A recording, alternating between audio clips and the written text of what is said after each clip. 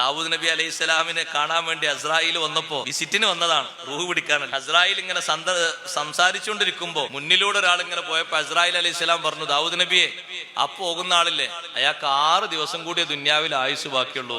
മുപ്പരത്തെ ചിത്രം ഉണ്ടല്ലോ, അതിന്റെ എല്ലാ കാറ്റലോഗും ഉണ്ടല്ലോ, ആരെ പിടിക്കണം, ഏത് സമയത്ത് പിടിക്കണം.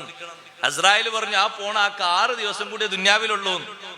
ദാവൂദ് നബി അലൈഹി സ്വലാം 2, 3, 4 കൊല്ലം കഴിഞ്ഞിട്ട് ഈ മനുഷ്യനെ കണ്ടപ്പോ ദാവൂദ് നബി ചിന്തിച്ചു, പടച്ചോനെ, ഇയാളെ പറ്റിയല്ലേ എന്ന് 6 ദിവസം ഉള്ളൂ എന്ന് പറഞ്ഞ്, ഇയാൾ ഇപ്പോഴും ജീവിച്ചിരിക്കണ്ടല്ലോ, മരിച്ചിട്ട് പിന്നെയും ജീവിച്ചു. അസ്രായിൽ അലൈഹി സ്വലാം പിന്നൊരിക്കൽ വന്നപ്പോ ചോദിച്ചാൽ, നിങ്ങൾ 6 ദിവസം ഉള്ളൂ എന്ന് പറഞ്ഞാൽ ഇപ്പോഴും ഹയാത്തിലുണ്ടല്ലോ, അത് നിങ്ങൾക്ക് കേൾക്കണോ? നേരെ പിറ്റേന്ന് അയാൾ ചേർക്കപ്പെടാത്തൊരു ബന്ധം ഉണ്ടായിരുന്നു, മുറിഞ്ഞു കിടക്കുന്ന ഒരു ബന്ധം. ആ ബന്ധം ചേർത്തിട്ട് ബന്ധം ഉഷാറായപ്പോ അല്ലാഹു തആല ഒരു 20 കൊല്ലത്തെ ആയുസ്സും കൂടി നീട്ടിക്കൊടുത്തിട്ടുണ്ട്. 1 കൊല്ലല്ല, 20 കൊല്ലത്തെ ആയുസ് കൂടി അല്ലാഹു തആല നീട്ടിക്കൊടുത്തിട്ടുണ്ട്. ഇനി ബാക്കിയുള്ള കൊല്ലം കൂടി കഴിഞ്ഞിട്ട് ആള് മരിക്കുള്ളൂ. ആയുസ് നീളാനൊക്കെ എന്തും ചെയ്യൂല, നമ്മൾ എന്തും ചെയ്യും. നിങ്ങൾ ഏതെങ്കിലും ചികിത്സക്കാരത്ത് പോയൊക്കെ നിങ്ങൾക്ക് ആയുസ് 25 കൊല്ലം നീട്ടിക്കിട്ടും. ഒരു 10,000 രൂപ സംഭാവന എന്ന് പറഞ്ഞാൽ എണ്ണി കൊടുക്കൂല അവിടെ, ഒരു മിനിറ്റ് താമസിക്കാതെ.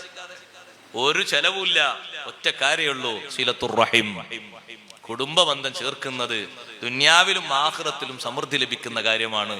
അർശിന്റെ തണൽ കൊള്ളുന്ന 77 വിഭാഗങ്ങളിൽ എണ്ണപ്പെട്ടൊരു വിഭാഗമാണ് വാസിലുർ റഹിം. കുടുംബ ബന്ധം ചേർത്ത ആൾക്ക് അർശിന്റെ തണലുണ്ടെന്ന് സയ്യിദുനാ റസൂലുള്ളാഹി സ്വല്ലല്ലാഹു